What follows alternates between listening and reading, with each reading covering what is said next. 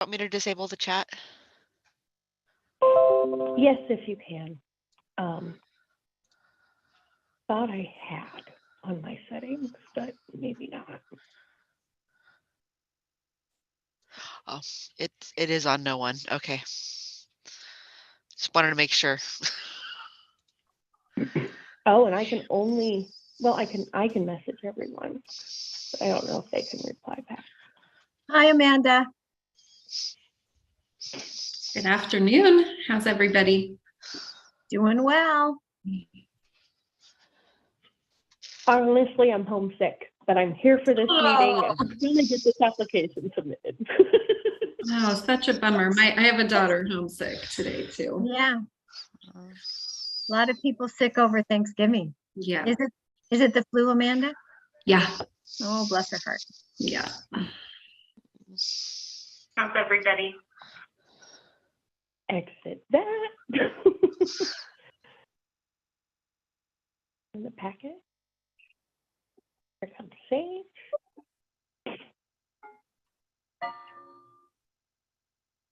Charlie, I didn't create a quorum or an attendance sheet. Yeah, I didn't think we were voting on anything, but I'm writing down who's here. Okay. Perfect. That'll be enough. That's really all we need.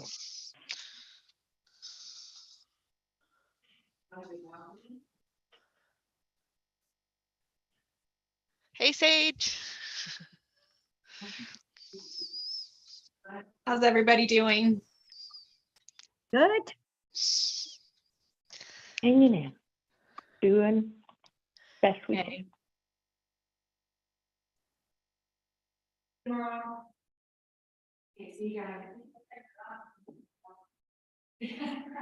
Ooh, you got the hat. Did you go on vacation, Sage? Huh? Did you go on vacation? I did a couple weeks ago. I went Oh, to New nice. Orleans, and I'm sporting the hat today because we are obscenely short-staffed at B2, so I've been working on the floor a lot, and I might look like a bit of a mess right now. So hats are great. Hats are great. So Veronica, because we don't need a quorum, should I call the meeting to order? I think so. I think the people that I was expecting are here. Okay. So let's call the meeting to order. Is it 1:34? Yes. And we don't Quorum. for this one. And here comes Megan. And so is the first order of business public comment? Or do you want to make some announcements about how we're going to run the meeting? I just kind of wanted to share that the purpose of this meeting is to publicize the draft HAP 4 grant application. It's due tomorrow. And so this is our way of providing an opportunity for the public to review the application, members of the COC as well. And this meeting is to provide a forum for people to provide feedback. I haven't received any public comment that I'm aware of. Let me just,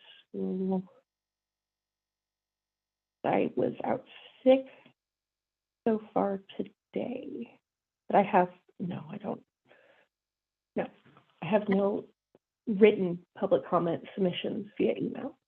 Okay. So I guess this would be the opportunity to discuss non-agendized items.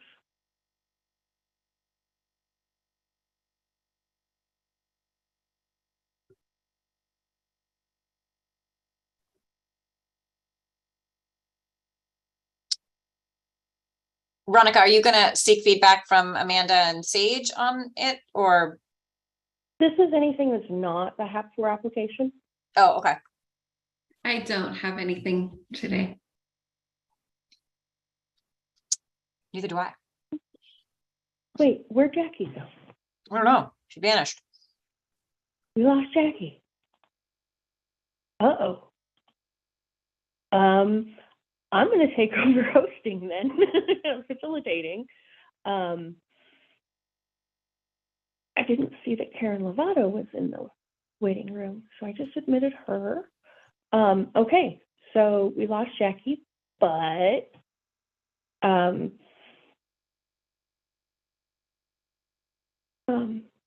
Karen, hello. Good afternoon.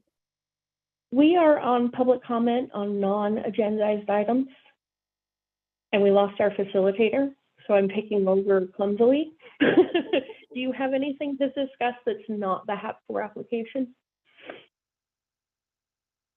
I do not. Thank you for asking. I just jumped on, apologize for being late, wanted to make sure you had what you needed for today's meeting. Yeah, we actually do not need a quorum for today's meeting. It's just a public opportunity to provide feedback on the application. So let's go ahead and move on. It's listed as a possible action, but it's not required for any kind of motion or approval. But let's look at the HAP4 grant application. Has anyone had a chance to look at it?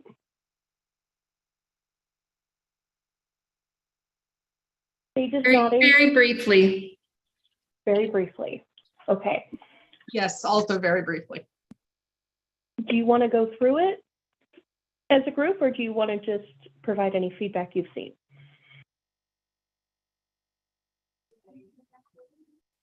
I mean, I think unless there's any sort of red flags or, you know, issues that Amanda or Sage or Karen see, I'm not sure we need to go, I mean, unless they feel that way.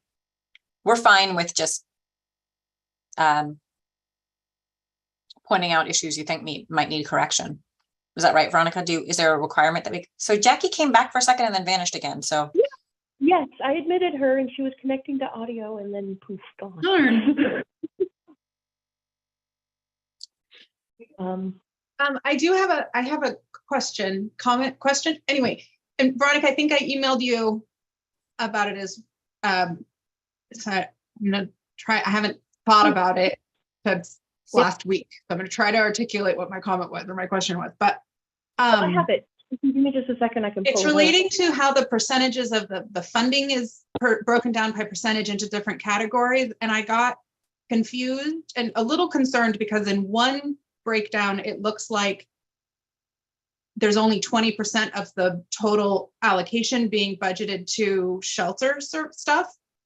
And then under another spreadsheet or table, it looked like there was a different percentage that is going to shelter. I got confused and then, but also concerned, and maybe partially because I don't know, like, I know we have multiple HAP rounds that are in play and have different expenditure periods. And so it's getting kind of confusing. Like I almost need a map of like, we have this much money to spend on these different categories for this time period from allocation 1, 2, 3, and then this is allocation 4 that we're applying for. And so it would be for this much for this time period.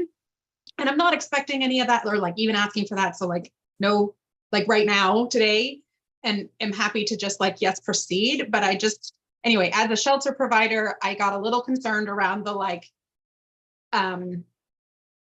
around how we're supporting emergency shelters over the next time period that HAP covers.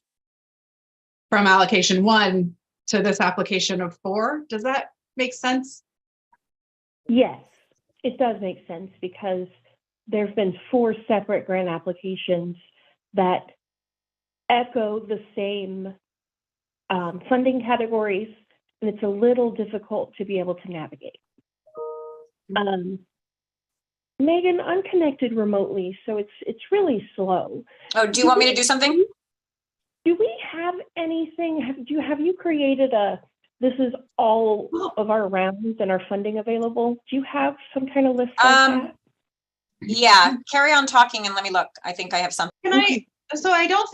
I think one of the thoughts that I had looking at it was, as a shelter provider, it's actually like, so I was thinking about the way that we structure our services and if there are things that we do as a shelter provider that are really under like a navigation center, housing focused support services. So if it comes down to when those funds are being, like when an RFP goes out to allocate funds, we might be able to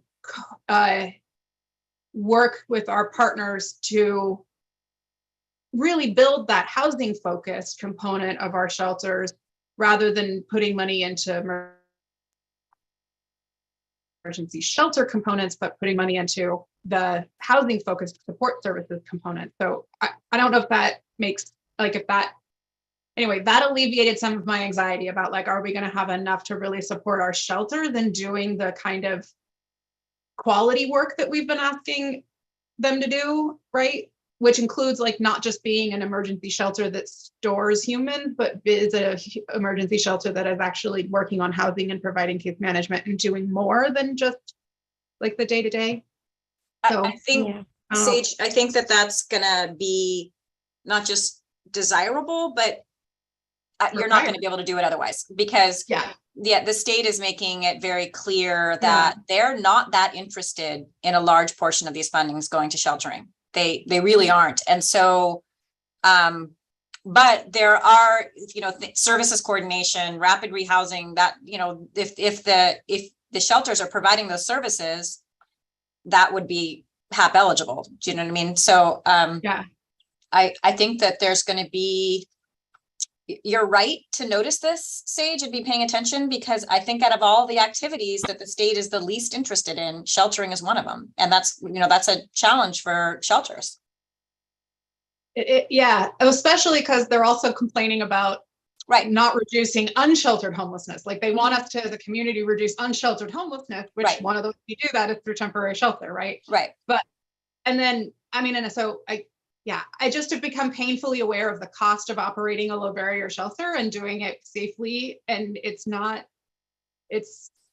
requires support services that are hard to support, hard to pay for under that small amount that gets allocated to shelter, right?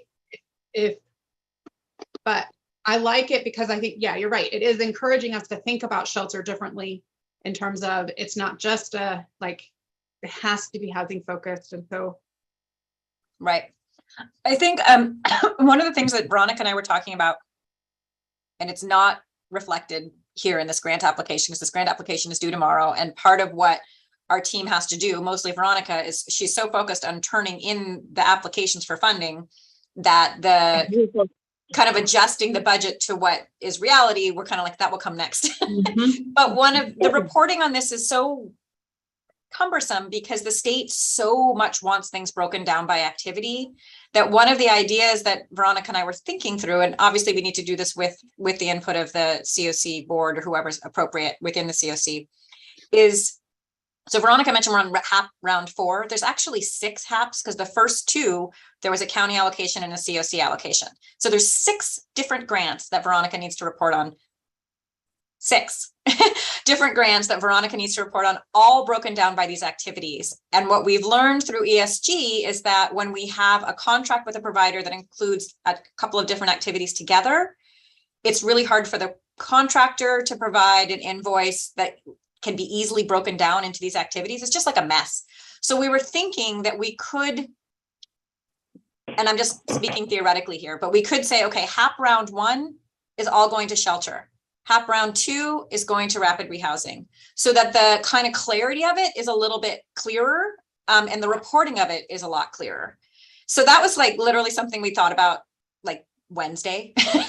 Veronica and I. So it's not at all formed, but it could provide clarity for everybody moving forward, because all these HAP rounds, they all have starting periods that are kind of now and like 4 or 5 years, right? So they're overlapping funding streams that are multi-year funding streams.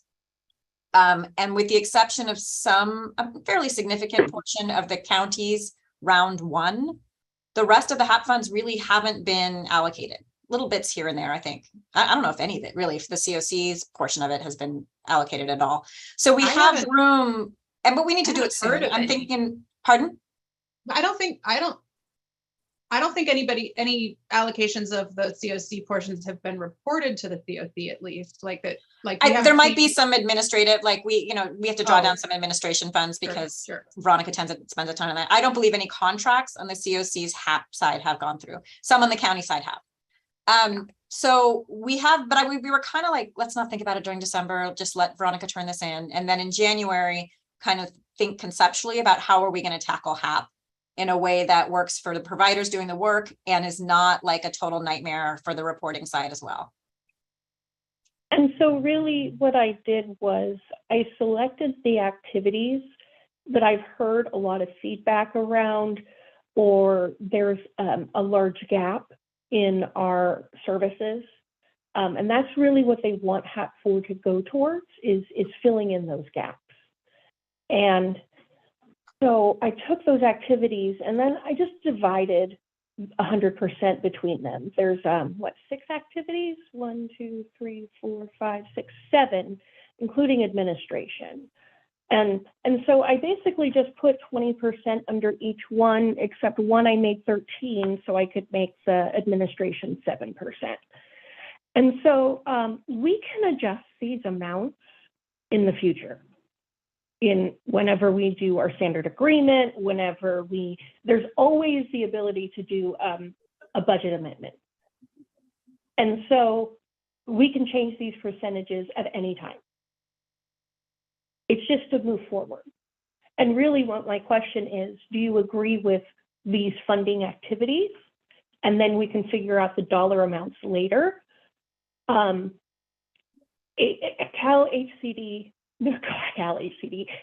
ICH has not announced how much this actually is yet. I just checked their website and it says allocations coming soon in bright red. So how much this is may change how our plan is. We may decide that we want to put 0 under some category because we don't need it. Because we have like $500,000 in system support. So I don't think I even put any system support. I did, but so we can take that out later on if we want to and unfund that. One lesson I learned with HCD is to always ask for it under that category, because you might not be able to go back and ask for it later if it's 0 currently in your application. So I think, but what I would like to do is in January, I just want to get through December, but in January, look at all 4 of these rounds in kind of a holistic way. And we're probably going to end up, Veronica's right, doing budget amendments probably for all of them, to be frank. Maybe not, but maybe all of them. Which is fine, because we actually have some time to kind of think through strategy wise now. Since we're not deeply into the spending of these funds yet. So I have a comment, not really a question or but just a comment and more of a like plug kind of for considering when we're actually going to start rolling out contracts for the HAP funding, in that especially around inland shelter and support services for stuff relating to building bridges, at least, that we had gotten ESGBV funds to get us through really the spring of 2022. We have other contracts that have come down that were not expected. Like we got a competitive ESG award that we weren't expecting to get because of the ESG cycles. They have in the past done like a year of award and then a year of no award and then a year of award and a year of no award. So like it's been this year on year off thing, but we magically got the year off award. So that's keeping us limping along right now, but we are getting to that place right now, where we're like, we either have to figure out changing our model because of unidentified funding, but I just am putting that plug in there about like knowing like we want to be able to be really thoughtful about how we're using the HAP funds, but there's also, I think, some just financial more immediate, right, there's some urgency stuff we want to consider.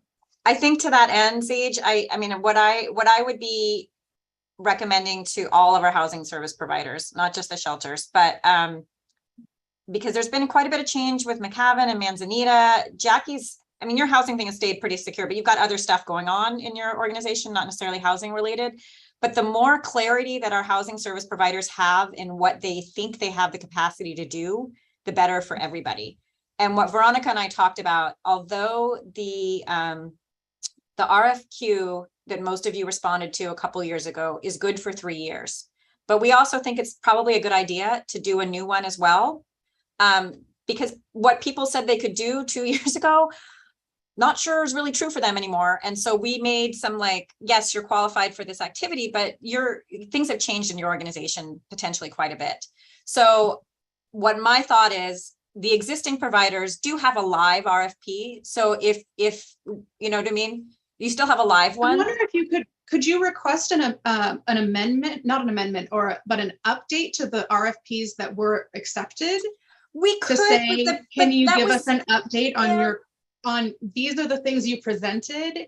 Is the budget still applicable, or have there been changes for you to be able to provide the things you propose? I don't know if that's possible. I would like some new people. I mean, I don't think you guys probably even have a clear understanding of like where we are financially, at least in our projects, so that like what we need for that rest of that. I think that the proposals people submitted 2 years ago are probably already pretty outdated. I think that's true. But I also think the activities people felt like they could do, I know Ron is trying to jump in. I will say, get her in a second, but the activities that people wanted to do may have also changed as well. So like a lot could have changed. I don't necessarily want to do an amendment to the existing one, Sage, because we also have some new providers that I'm kind of frustrated with. Like City of Fort Bragg is running this shelter thing. They didn't respond to the RFP. It's difficult to fund them outside of an RFP cycle. It's like awkward and not really right. And so these other players that want to do this work, I would like to get them in the, like, you know, the way things are supposed to be done situation. So we're post-pandemic now. This shouldn't be pandemic focused. It's like kind of time for a fresh start as well. But what I was trying to reassure you, Sage, is that existing providers still are good, quote unquote, because they do have their foot in the door from that one a couple of years ago. And one piece, it would be difficult for me to juggle these providers over here under the RFQ and then these providers over here and then balance that budget between these two processes. It would just be a lot to coordinate on the back end.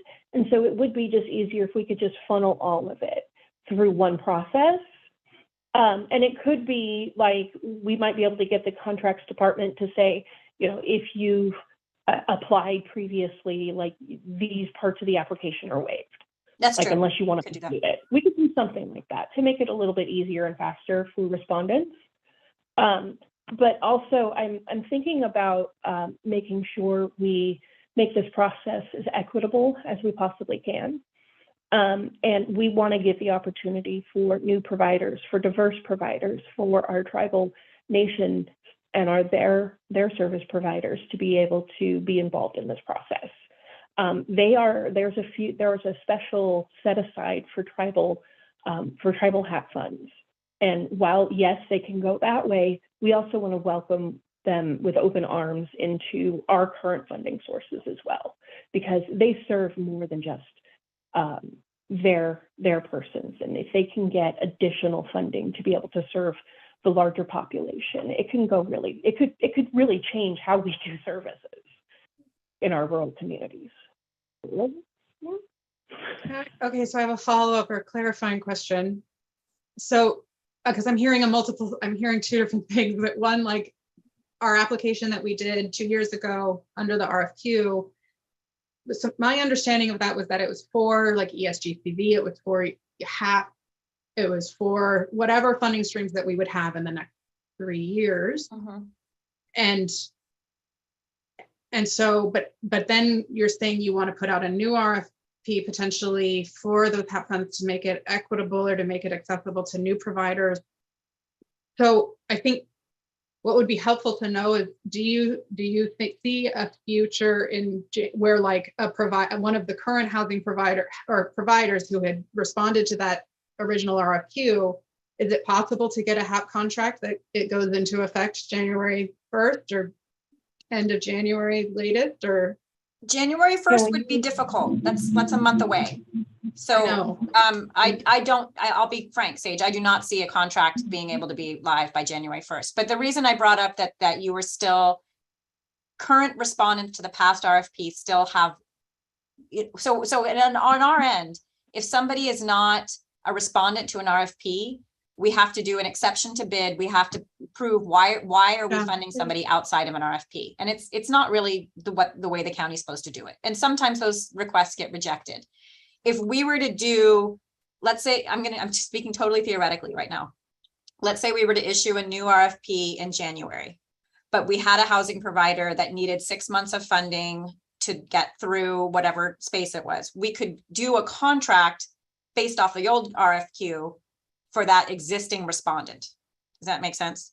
Yeah. I would okay. encourage everybody to reapply to the new RFP because it's another 3 years. It should be fresh. It'll be like a clear, like kind of whatever. But the reason I brought that up, Sage, is that if we were working past an old RFQ that was still within three years, we don't have to do an exception to bid. We don't have to, it's not a special thing, where we have to say, we're doing this funding without having been competitive about it, which is harder and harder for us to do, as it should be, because of government agency and all of that. I think what I'm concerned about, and we've known this has been coming, but so not only do we have these 6 different allocations, the first 2 of which are somewhat divided between COC and county, but the last bit somehow has to be coordinated with the county's goals as well.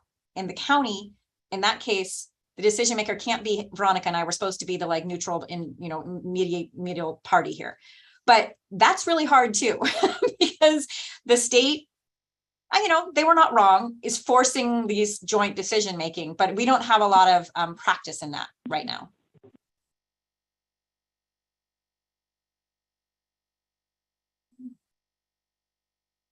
So that's where we are. The only reason I couldn't see something going into effect prior, starting January 1st is we won't have a COC meeting between then and now, between now and then. And so we would, at least to use HAP 1 and 2, we need to have, board approval to move forward with the contract. For the COC, yeah, for sure. I do think, I wish, I'm always about 4 months past when I wish I had started something. But in order just not to have a huge mess, I think launching a new RFP and figuring out what we're doing with a kind of interim time would be best to do with a clear vision on how we're handling HAP overall. I haven't felt ready for that conversation until like right about now, but Veronica's about to turn this in. We'll have a very small bit of moment where we can kind of do some planning. And that needs to happen really soon.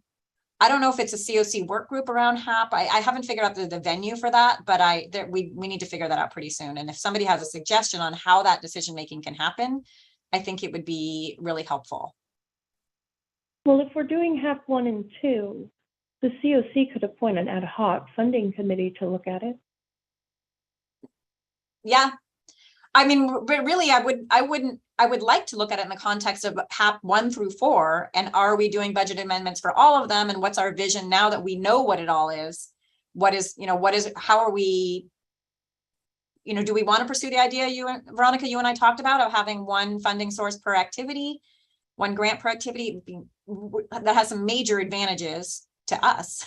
I don't know if it has as many advantages to the service providers, but that's something, and I'm willing to like talk that out, right? I don't want it to only be administratively easy. There's some sort of sweet spot where it makes administrative sense and practical sense, but I never want to just defer to the administrative sense if it doesn't make like sense on the ground. So that's partly what we need to figure out, how to do that.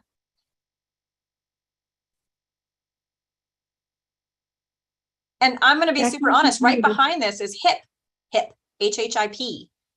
It's a very large allocation. It's like $5.5 million, but it's, granted to the county, but the county can't deal with $5.5 million. So there's just some real decision-making that needs to be happening on a strategic level. That's not just the COC. It's not just the county, and it's certainly not just Veronica and I. That I don't want. So we got to figure out how to do that. And I know shelter funding will be a priority for HIP because at least through the city of Fort Bragg, there's a lot of interest. And I know Becky's been involved in that.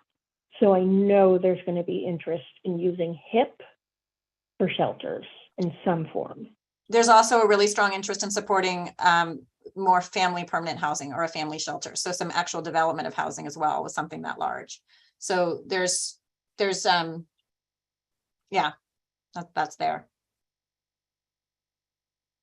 I'm a little concerned just Mhm. on our inland shelter end of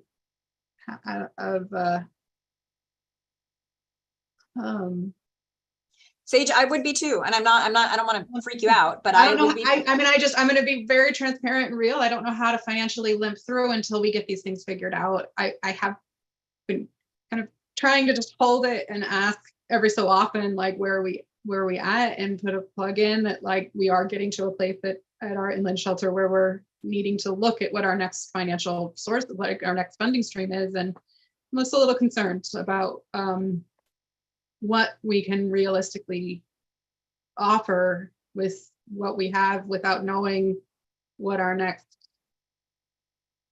like, I mean, it sounds like, yes, there are resources out there, but not knowing when they're coming, it makes it really challenging to actually plan out and figure out what we're doing in the next after December. And I've heard the same thing from Paul for our coastal shelter. And so this process would not, like restrict any other avenues for HAP funds to be used, because we did have the original RFQ include HAP. And so if we had an urgent need in our community, it's under that RFQ. So if you've got an urgent need, Sage, put together a budget. A really clear budget broken down by activity types. Yes, very, very, very clear. So when we ask Sage to do that, what's the bridge, guys, from now till? Well, I think that this is something that any provider in our community is always able to approach the COC and say, hey, we're going to run out of funding and we're not going to be able to keep our doors open, like help. and so I think the COC should always be open to receive requests like that. And Veronica, so I'm wondering, I guess, should we, not just me, but like Paul or I'm wondering, or Veronica, rapid housing yeah. providers or whatever, that should be mapping out the 6 months of like January to July, or the year, or. Well, emergency shelter is the only activity that isn't supported in our community through ESG through September of next year, September 23. All the other project types are stable and funded. It's just emergency shelter that's starting to run out.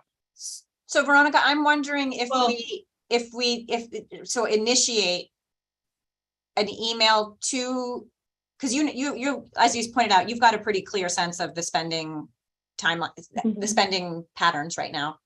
If you solicit to the sheltering, people doing a sheltering activity, and say between January 1 and June 30th, there might be a gap because we probably are going to issue a new RFP that probably will be effective July 1, just being realistic. Like I would like to build us enough time for that.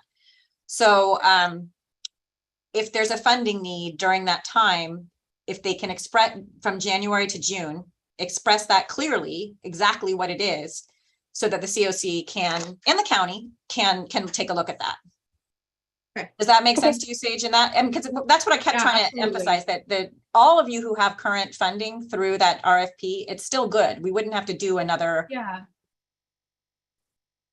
That is really helpful. I was starting to freak out a little bit because I wasn't seeing a clear path for like, how do we access that? Then it's like, I don't want to just be like, B2 is gonna die, not die, but like, it's not just the shelter, it's our day center, and like everything is like a little bit like, we can limp through on a very small amount of the services, but so, and it's not just us, like it's probably other providers too. And so I think having that a clearer path is really helpful to know, like, how can we limp through until we get the better plan. I really want to get out of this pattern though of providers saying we're going to run out of money in 2 months and what are we going to do? I can't stand that. So I really, and we finally have a moment after this pandemic, after all the craziness, we have multi-year funding sources. So I really want to have this new RFP be like, you need to kind of get clear on what you can and can't do for the next 3 years so that we can, and I'm not heckling you, Sage. I'm just Okay. saying in general for everybody. The RFQ that we submitted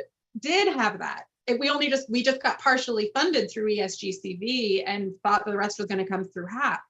So like we never got the full, we got this like partial funding that could get us through the first half of that 3-year period, but we never firmed up what's going to get us through the second half of that 3-year period. No, so I now understand. We're I starting understand. year 3 of that period going like, we've had 6 months already of like not knowing where our funding streams are through that RFQ that we had applied for. So we really tried to put in like, this is what we can do. And this is how much it will cost for 3 years of the whole package. Mm-hmm. Well, what it's also going to mean though, is that if the funders say, okay, so Youth Project is saying for us to do all this work, it's going to be $2 million over the next 3 years. And if the funders are saying, well, we're going to give you $1 million because there's a bunch of other priorities too, then it's incumbent upon the provider to either find that missing $1 million or change their program scope to meet that, whatever is realistic to their funding fee. I can't tell you how much I think everything was disrupted during the pandemic. It was just crazy. This funding source has been crazy. It's been way too much for us to handle. The back end reporting, I can't even describe how complicated it is. And it was supposed to be restricted to COVID related needs, right? So we were always trying to fit this slightly square peg into a round hole, because some of the needs were COVID related and some weren't, right? So it's just been really, really difficult, but we do have time to have some clarity moving forward without all of that drama. I hope so. The thing about the RFQ was ESGCV and HAP funding. So some of it was COVID related focused. It was all melded together. Focused.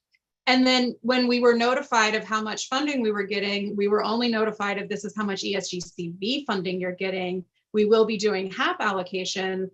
And so it was hard to then go, okay, well, I have to adjust the project for the next 3 years based on only having an allocation of this when we applied for this.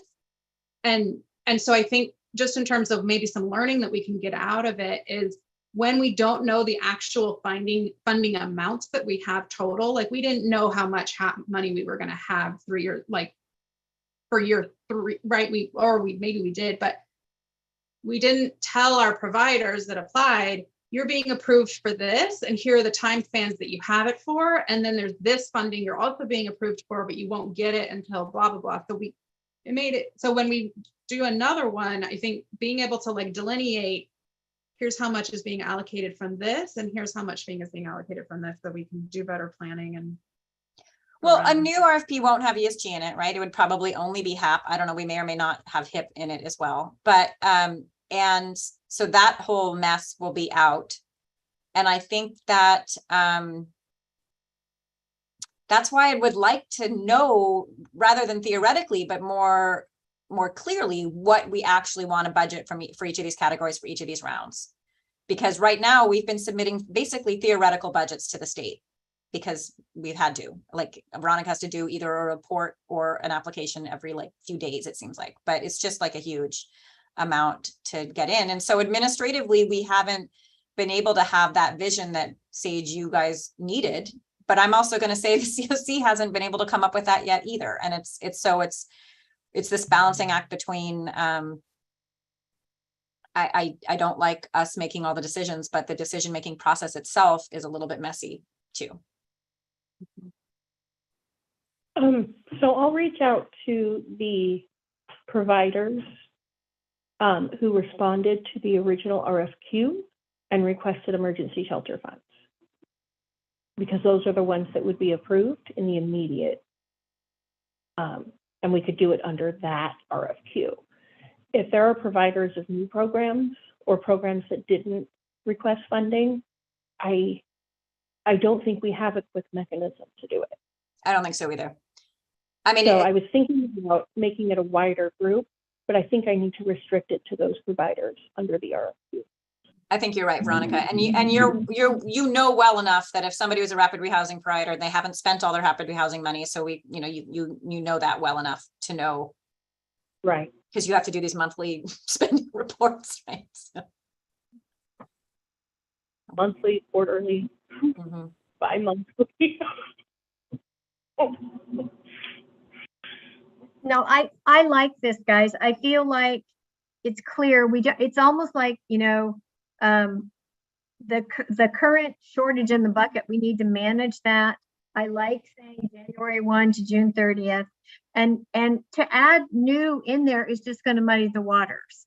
But if we start with our priorities and planning for people that are anxious to develop new programs to be funded, we can start that work before July 1st, right? This is just, again, I always think of these things as bridges, and that, what are we going to have to do to get us from here to here? And then we regroup and go again. Yeah. I think a really clean RFQ in the spring, specifically for HAP, knowing it's multi-year, will be helpful to everybody. And I'm going to be honest, some of our, not the providers that are here today, but Manzanita and McCabe have really kind of like struggled a lot in the last couple of years. And I don't see our housing navigation system as strong as I would like it. So I would like to either, have an opportunity for them to build back up, or we could use new providers in our community, is my opinion. So I don't know where they're going to come from. Nobody has any staff or any capacity, statewide, but I see that need. And Megan, I'm kind of thinking that this initial process, we can use funding under HAP 1 and 2 because they're so different than HAP 3. And then whenever we're ready for the larger, let's use all our HAP, any balance from HAP 1 and 2 can be brought in. But that way we're focusing on our, how we're using HAP rounds 1 and 2, because I know that those deadlines are coming up to have those funds encumbered. Yeah. And so this is something I need to do anyway. Right. And so this is going to help in a I mean, lot. we could dedicate HAP 1 to sheltering anyway, even, and still stick with our kind of like vision, because that's the most. And I think we get a response from all these providers. We can say, hey, COC, this is the need. And look at how much funding we have under HAP 1 and 2. What do you want to do? And then there can still be some reassurance that the non-sheltering activities, which are really important for like permanent housing recovery, there's still room in 3 and 4 and 5 and whatever, and HIP for those activities as well. Right. There's so much in 3. Yeah. So much in 3. It's like $3 million. In which one? In HAP 3. Right.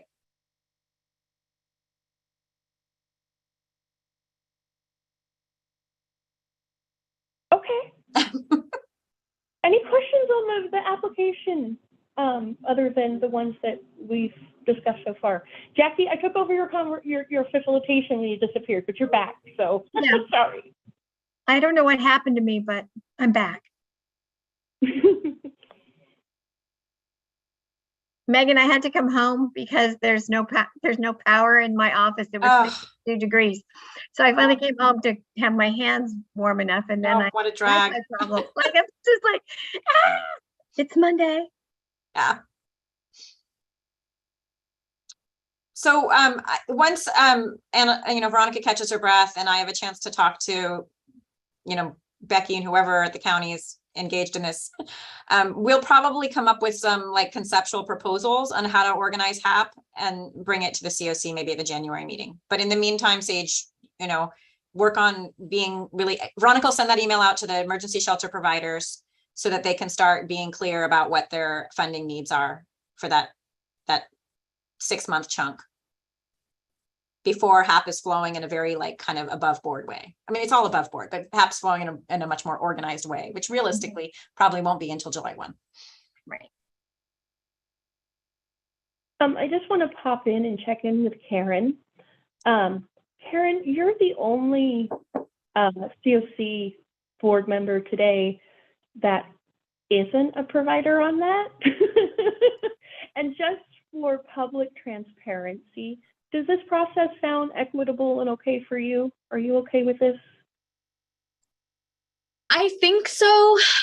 From what I heard discussed, I definitely did have the question of, I feel like we've gone into this should have been at the main meeting conversation as opposed to a meeting where not a lot of members are present. So I think probably a good idea would be to make sure that we're discussing this again and recapping and letting the broader group have input.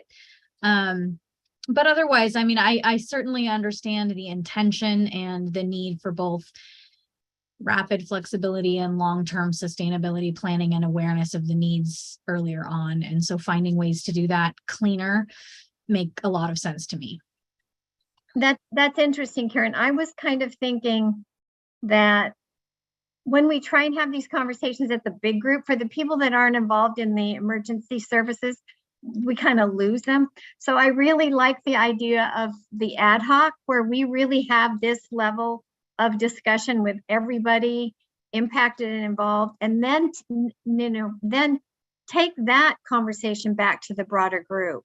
Because I do think both of those things need to happen, and we're just always out of chronological order in how we do this stuff. Yes. No, I agree that both are valuable. There's different focuses, right? The more in-depth work out the details with the folks who are actively involved, but then just the awareness and the being on board for the broader group. I agree. I think that's just, I think it's just useful for more members to be aware of what we're talking about. So the next time it comes up for vote, we can be a little bit more informed on what we're talking about. I agree. What we could do, Jackie, is, again, Veronica and I can kind of come up with something to work with conceptually, but we could convene a strategic planning committee kind of in early January before the board meeting, so that there's more voices into this concept, and then have a conversation at the full board meeting as well in January. Yeah, I think that would be a good idea. Okay. So why don't I send 2 emails? One to those RFQ emergency shelter respondents that are approved for those services. And I'll send an email to the strategic planning committee with a doodle saying that, hey, we need to, convene, please respond. And I think we can try to be as narrowly focused in the strategic planning committee as possible, and say we need to have our multi-year HAP strategy figured out. Both the budget amendments we want to do, the RFP process, those are kind of like the main 2 things, I think. Yeah. And then talk through the sort of gap funding need that might be present as well. Okay, sounds good. Yay, I like all that. I'm probably going to have to jump off soon. Do we have any other decision making or? Okay. All right. It's good to see your faces. I hope everybody had a wonderful holiday weekend. You too, Thanks, Karen. Karen. Thank you, Karen. Take care.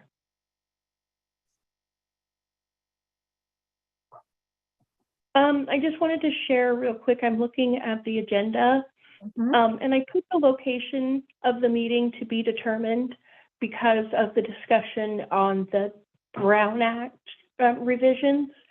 The revisions in the bill don't go into effect until January 1st of 24. So we have a year to figure it out. So we'll go ahead and have that via Zoom as well. Okay. Okay. Well, then did we do it? We did it. So you I just, have everything so you your chore is to get well tonight so you can get this in tomorrow, me? Yes. Okay. Okay, well, go have a piece of pumpkin pie. That's my pie and tea. We did it all. Yeah. It's all gone. Oh, I'm sorry. It's okay. Great work, Veronica. Thank Thank you you. very much. Thank you. Thanks, everyone.